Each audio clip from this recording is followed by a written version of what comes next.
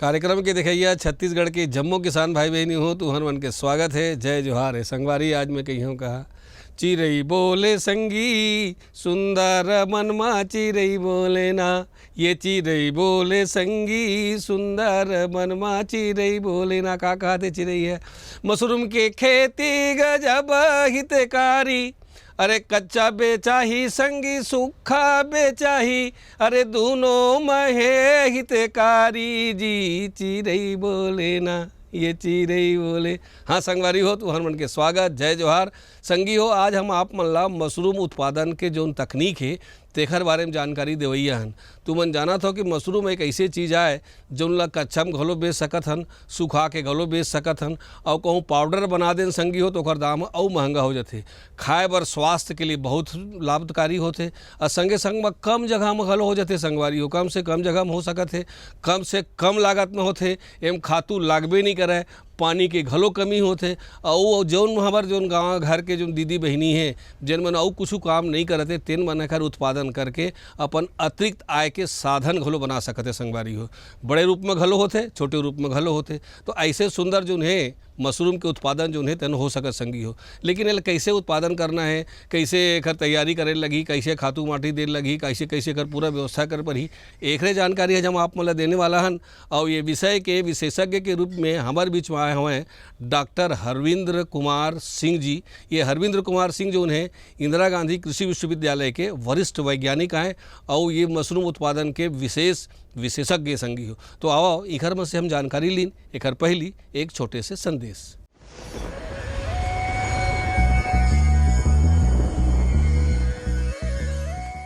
जिमीकंद के सबसे अच्छा बात यह है कि एमा कीड़ा बीमारी बहुत कम या मैं कहूँ कि न के बराबर आते। सिर्फ समस्या ये आते अगर उचित जल निकास की व्यवस्था नहीं है तभी एक जिन कॉलर रॉट जिन जमीन से लगे हुए भाग है सड़ के गिर जाते, वो समस्या एक आते। लेकिन वो समस्या से भी हम निजात पा सकते हैं अगर जल निकास की उचित व्यवस्था रखबो तो। अब अगर मान लो जाए फिर भी अगर दिखत है कि वो बीमारी हमला अगर खेत में दिख गए तो एक कार्बेंडाजिम करके एक दवाई आते, सस्ता दवाई है, ओकर ड्रेंचिंग कर देना है। ड्रेंचिंग मतलब ओमा सीधा पानी में घोल के ओला सीधा वो जिन जगह हो है तेमा ओला डालना है। वैसे तो अगर जल निकास की व्यवस्था है तो वो बीमारी नहीं आवे। और कीड़ा के समस्या तो ना के बराबर है हमारे जिमीकांदा में। तेकर सेती एकर जिन खेती है बहुत ही लाभकारी है हमारे किसान मन बर, करके कीड़ा बीमारी के व्यवस्था पर कोई टेंशन नहीं है।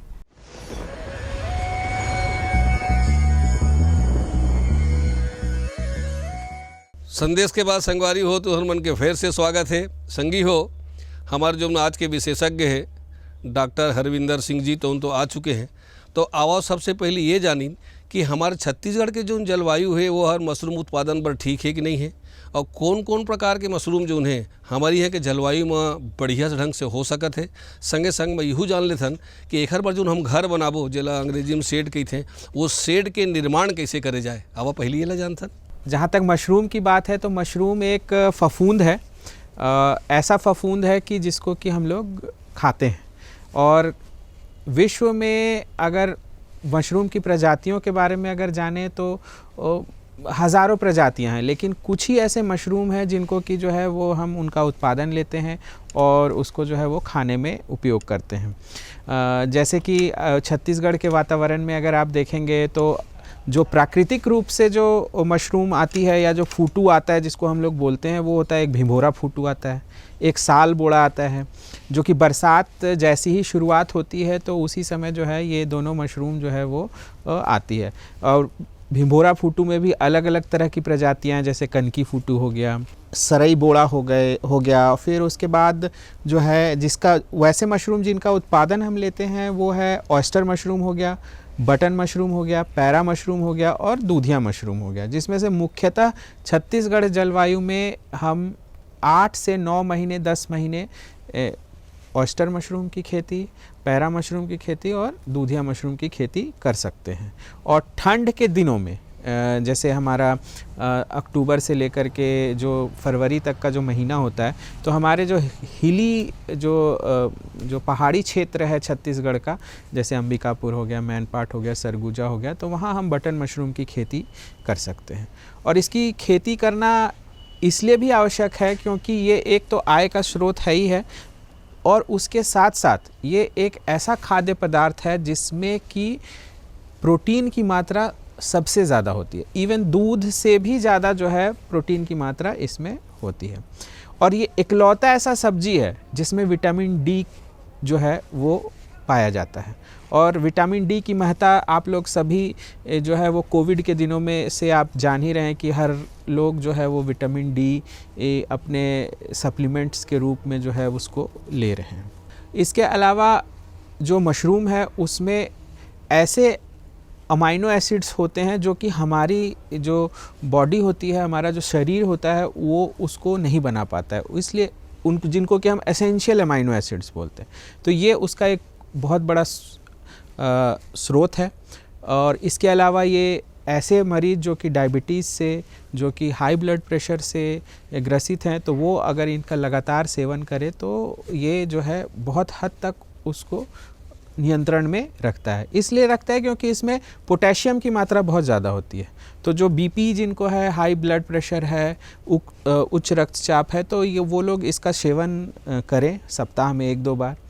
और इसमें जो वसा की मात्रा बिल्कुल भी नहीं होती है, तो इसलिए जो डायबिटिक लोग हैं उनके लिए, या जो मोटापे से ग्रसित हैं, तो उनके लिए बहुत ही फ़ायदेमंद है। इसके लिए अपने को एक प्रॉपर शेड का निर्माण करना पड़ेगा। और अगर शेड का अगर आप उपयुक्त जगह अगर आपके यहाँ बगीचे हैं, जैसे पेड़ वेड़ लगे हैं, तो पेड़ के नीचे इसको अगर हम बनाएं एक कम लागत में, तो वो जगह बहुत ही उपयुक्त होती है। ऐसे जगह का चुनाव करना चाहिए जहाँ पर सूर्य का प्रकाश बहुत ज़्यादा नहीं आता।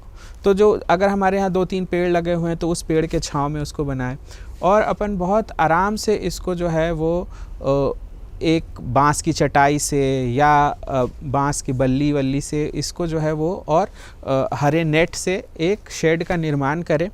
और इसकी जो छत है उस पर एक तारपोलिन की पॉलीथीन डाल करके, उसके ऊपर पैरा डाल करके, फिर से ऊपर तारपोलिन डालने के बाद से उससे क्या होगा कि हम जो है वो शेड में जो है वो बहुत ज़्यादा जो है हमें धूप या बहुत ज़्यादा गर्म नहीं होगा। तो उस तरीके से आपने को निर्माण करना है।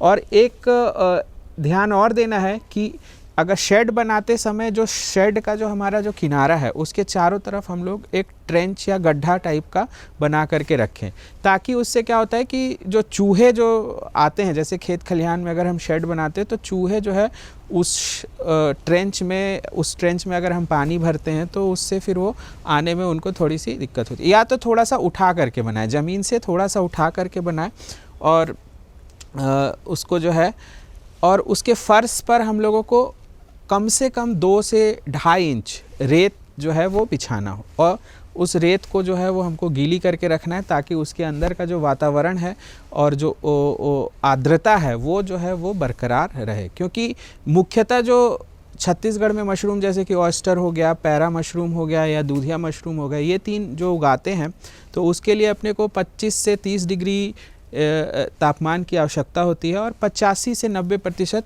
आर्द्रता की आवश्यकता होती है। तो अगर हम रेत नीचे में बिछा देते हैं अपने कक्ष में, तो उससे जो है वो, और उसको भिगा देंगे, तो उससे जो है वो आर्द्रता जो है वो बनी रहती है।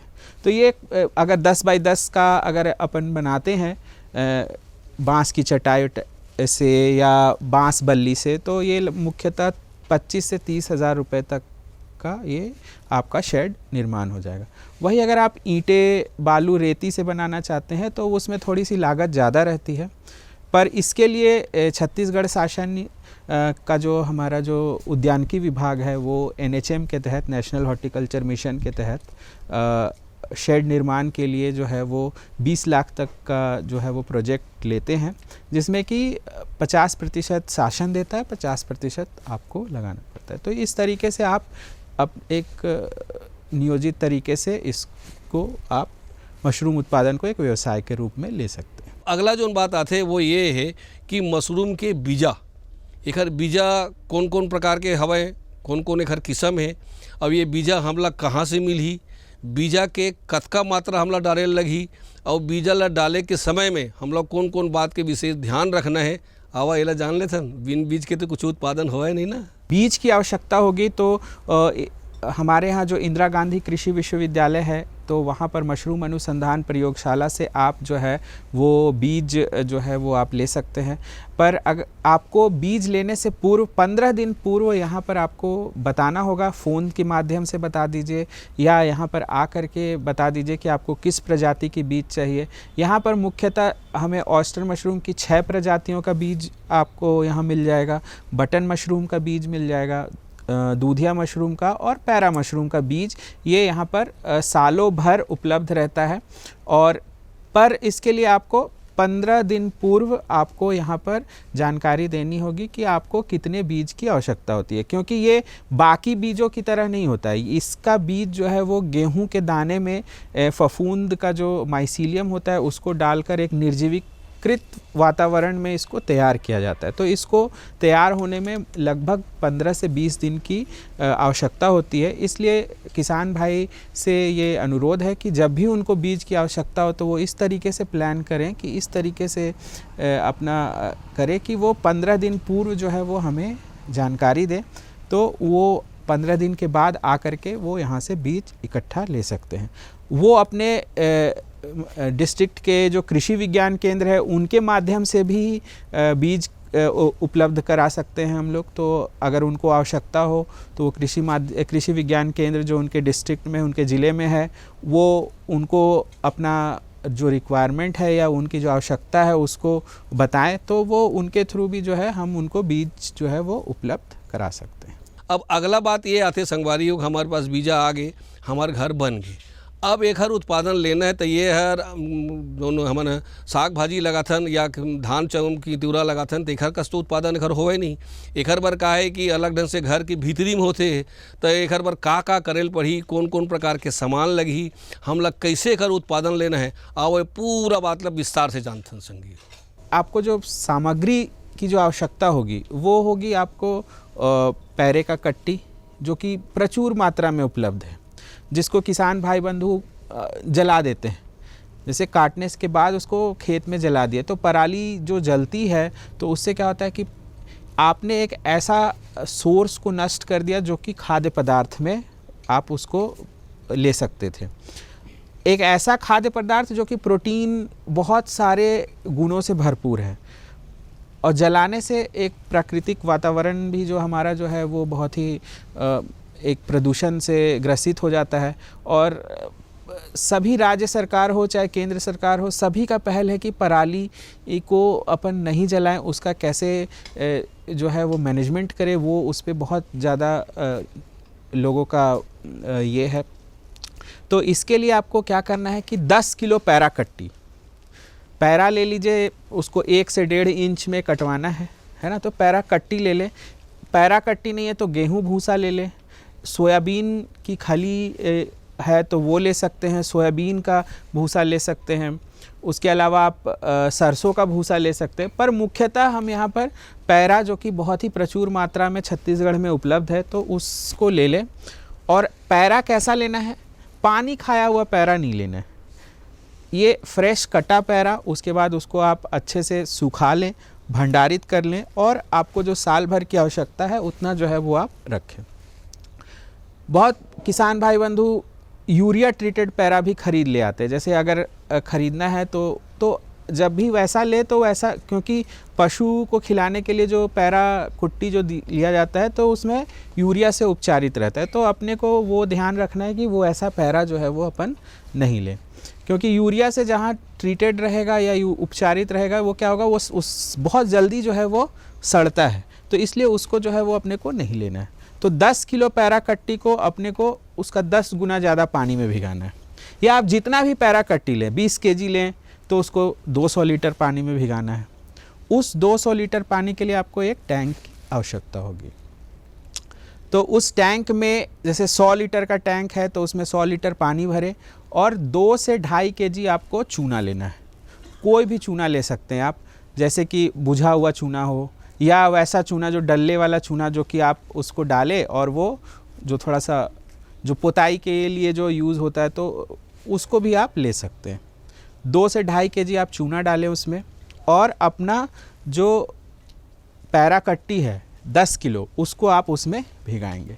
ये तो एक विधि हो गई। अगर आपके पास चूना नहीं उपलब्ध है तो आप 8 ग्राम बेविस्टीन, कार्बेंडाजिम उसका जो है वो टेक्निकल नेम है, तो कार्बेंडाजिम 8 ग्राम कार्बेंडाजिम और 125 ml फॉर्मेलिन, ये आप 100 लीटर पानी में डालेंगे और उसमें 10 kg पैराकट्टी को डुबा करके उसको ढक करके रात भर जो है वो आपको 12 से 14 घंटा उसको आपको छोड़ना है। अगले दिन सुबह में उसको पानी को निथारने के बाद उसको धूप में अच्छे से फैला देना है और उसको तब तक सुखाना है कि आप उसको जब ऐसे मुट्ठी से ऐसे दबाएं तो उसमें से पानी निकलना नहीं चाहिए। तो हमने भिगाया था 10 किलो पैराकट्टी, अगर ये 30 किलो के आसपास रहता है तो समझिए कि वो आपका बिजाई के लायक हो गया है। तो आप क्या करेंगे, उस 30 kg जो भीगा पैरा या जो उपचारित पैरा है उसको 10 बराबर भाग में बांट लें। अब इसके लिए बीज की कितनी आवश्यकता होगी, तो हमने जितना भी सूखा पैरा लिया था उसका 10 गुना कम बीज।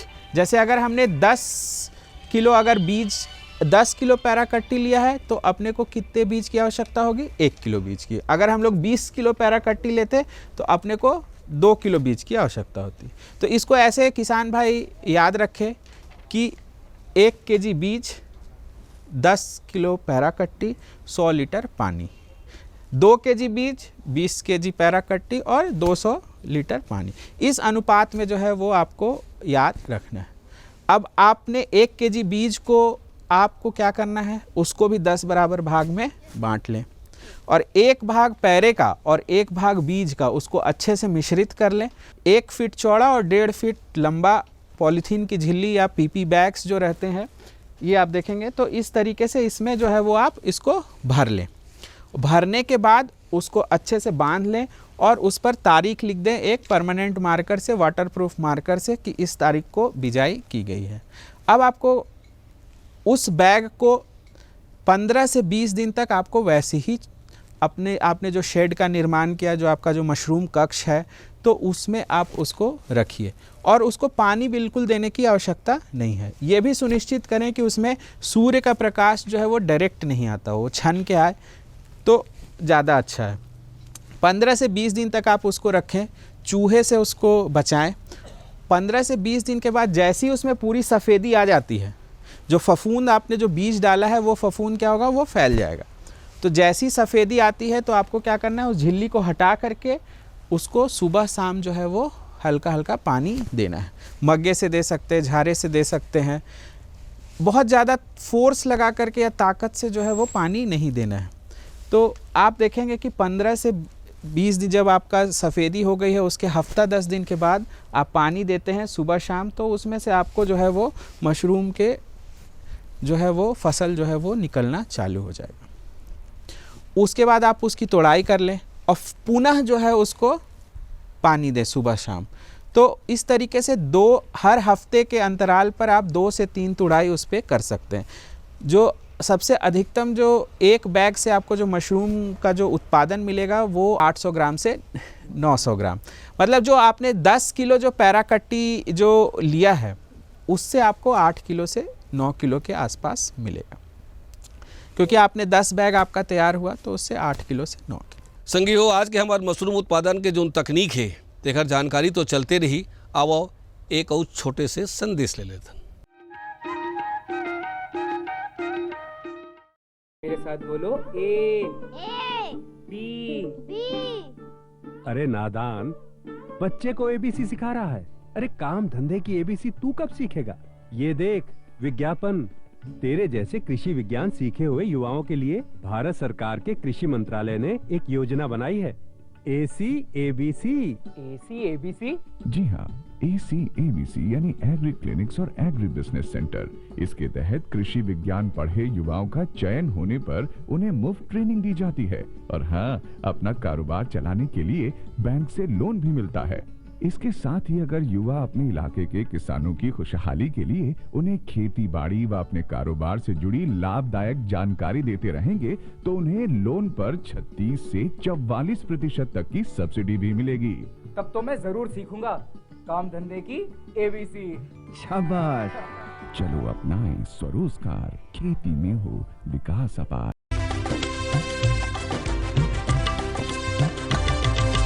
सहकारिता के बल पर विकास के लिए उठे कदम, जन सहकार की ताकत लेकर आगे बढ़ते जाएं हम। जन जन ने इस क्रांति में है विश्वास जगाया, हम सब ने मिलकर विकास का परचम है फहराया। सहकारिता है अपने विकास की पहचान, नए दौर में सहकारिता ही भारत का अभिमान। कृषि मंत्रालय भारत सरकार द्वारा जनहित में जारी। गांव-गांव और शहर-शहर में बात चली, राष्ट्रीय बागवानी मिशन की लहर चली। आसान हुआ अब फल फूल मसाले उगाना, नर्सरी लगाना और जैविक खेती अपनाना। अब हुआ तकनीकी प्रशिक्षण पाना आसान, विपणन के लिए भी है सहायता के प्रावधान। अधिक जानकारी के लिए जिला बागवानी अधिकारी या राज्य बागवानी निदेशक से संपर्क करें। राष्ट्रीय बागवानी मिशन, जीवन संवारे, खुशियाँ फैलाए। अब अगला बात जो नाथे कि हमार बीजा तेम लग गए और लगे के बाद में हमला पानी के जो प्रबंधन है वो कैसे करना है और संग संग में खातू डारे बर पड़ी का यहू जान लेते। मशरूम उत्पादन में सबसे अच्छी बात है कि इसमें खाद की आवश्यकता बिल्कुल भी नहीं होती है, और इसमें जहाँ तक पानी देने की बात है तो जिस दिन आप इसकी बिजाई करते हैं उस दिन से 15 से 20 दिन तक, जब तक कि उसमें पूर्ण सफ़ेदी ना आ जाए, आपको पानी देने की भी ज़रूरत नहीं है। जैसी क्योंकि इसमें नमी इतनी रहती है कि क्योंकि आपने 10 केजी भिगाया था तो वो 30 केजी के आसपास हो जाता है, तो उसमें नमी इतनी रहती है कि वो 15 से 20 दिन जब तक उसमें फफूंद फैल जाए तब तक आपको पानी देने की आवश्यकता नहीं है। जैसी पूरी सफ़ेदी आ जाए तो आप बैग को हटा देते हैं, झिल्ली को हटा देते हैं। उसके बाद से सुबह शाम उसको इतनी ही पानी देना है कि वो बस भीग जाए, बहुत ज़्यादा पानी की आवश्यकता नहीं है। और आप ऊपर से डालें और वो ऊपर का पानी, नीचे बैग है उसके नीचे भी जो बैग है वो सब एक साथ भीग जाएंगे। इतना आपको सुनिश्चित करना है कि वो बस उसमें नमी बरकरार रखे। सुबह में कर सकते हैं इसको और शाम में कर सकते हैं। कौन कौन प्रकार के रोग राई हम लग सकत है या कौन कौन से ऐसे कारण है जेकर स्थिति हम रोग लगते, और रोग अगर कहूँ लगे हुए है तो ओकर उपाय कैसे करे जाए और नियंत्रण कैसे करे जाए, कैसे ख़त्म करे जाए, इला जान लेते ना। काबर के रोग जो हैं हमारे उत्पाद ला बहुत नुकसान पहुँचाते हैं संगवारी हो। मशरूम में ये हम लोग कहते हैं कि इसमें जो ऑयस्टर मशरूम है उसमें हम लोग किसी भी तरह के फफूंद किसी भी फफूंदी नाशक या कीटनाशक का उपयोग करते नहीं हैं। इसमें मुख्यतः अगर कीट की बात करें तो मक्खियाँ जो है वो नुकसान करती हैं, क्योंकि वो कहीं कहीं अंडे दे करके जो है वो उसमें इल्ली आ जाती है या कुछ और के भी कैरियर्स रहते हैं। तो उसके लिए जैसे मैंने बताया था कि आपको मशरूम के फल पर डायरेक्ट छिड़काव या बैग पर डायरेक्ट किसी भी कीटनाशक या फफूंदी नाशक का छिड़काव नहीं करना है। उसके लिए आपको क्या करना है कि आप छोटे छोटे दिए में गुड़ के पानी में कुछ कीटनाशक डाल दें और उसको 4-5 जगह पर रख दें, जिससे कि आपके जो कीट हैं वहाँ वो या मक्खी जो है उस गुड़ के पानी में आकर्षित होंगी और वो जाकर के उसमें नष्ट हो जाएंगी। आप जो है आजकल पैराबैगनी लाइट्स होती हैं जिससे कि बहुत सारे कीट उसकी ओर आकर्षित होते हैं और वो नष्ट हो जाते हैं। तो इस तरीके से आप कर सकते हैं। बाकी बरसात के दिनों में थोड़ा सा आपको ये ध्यान देना है कि जो आपका कक्ष हो उसको आप जो है चूने से अच्छे से पुताई कराएं या तो उस पर चूने के पानी को स्प्रे करें, ताकि उससे जो आपके जो दूसरे फफूंद हैं वो ना आए और आपका मशरूम जो है वो बहुत अच्छे से हो। एकर जो लागत है हमला लगाए में कतेक खर्चा आ जाही और एकर बेचे में हमला कतका फ़ायदा होते यही भी जानना जरूरी है। काबर कि हमने वाल केवल खाए भर नहीं, व्यावसायिक ढंग से भी करना चाहबो तो लागत और एकर जो हमला लाभ है और यही जान लेते। अगर आपके पास पहले से मशरूम में अगर आपको लागत की बात करें तो अगर आपके पास कक्ष है, एक छोटे से घर से भी आप शुरू कर सकते हैं। जहां मैं ऑयस्टर मशरूम की खेती की अगर बात करूं तो आप एक छोटे से कक्ष से भी 10 बाई 10 का कक्ष है तो वहां से आप जो है वो शुरुआत कर सकते हैं। या तो अगर आप एक छोटा सा कम लागत में एक कक्ष निर्माण करते हैं तो कक्ष निर्माण करने में 25 से 30 हज़ार अगर आप चटाई का बांस बल्ली से बनाते हैं तो। अगर एक संरचना बनाना है तो वो एक जो घर बनाते हैं जैसे तो वैसे ही आपको लगेगा। बाकी आपको उत्पादन करने के लिए प्रति बैग, अगर 1 किलो का बैग आप बनाते हैं जिससे कि आपको 800 ग्राम से 900 ग्राम का मशरूम निकलता है, तो एक बैग बनाने की कीमत जो है वो 40 से 50 रुपए के बीच में आती है। और उससे आपको 800 ग्राम मशरूम मिलता है, जिसको कि अगर आप 100 रुपए के उसमें भी बेचते हैं तो आपको जो है वो 80 रुपए से 90 रुपए के बीच में वो आपको मिलेगा एक बैग से 45 दिनों में। तो उसी अनुपात में जो है वो आप जो है, अगर आप ये टारगेट बना ले कि प्रतिदिन मुझे 15 किलो से 20 किलो बेचना है, अगर 20 किलो भी बेचते हैं तो आपको जो है वो 2000 के रुपए मिलते हैं। और चूँकि 50 रुपये लागत है तो आपका 1000 का आपको शुद्ध मुनाफा है। तो अगर आप महीने भर आपका प्रतिदिन मशरूम निकलता है तो आप महीने में 25 से 30 हज़ार तक आपको इसमें शुद्ध मुनाफा है। बाकी जो है आप इसको अपने उस पर जो है इसको आप बढ़ा सकते हैं और व्यवसाय के रूप में ले सकते हैं।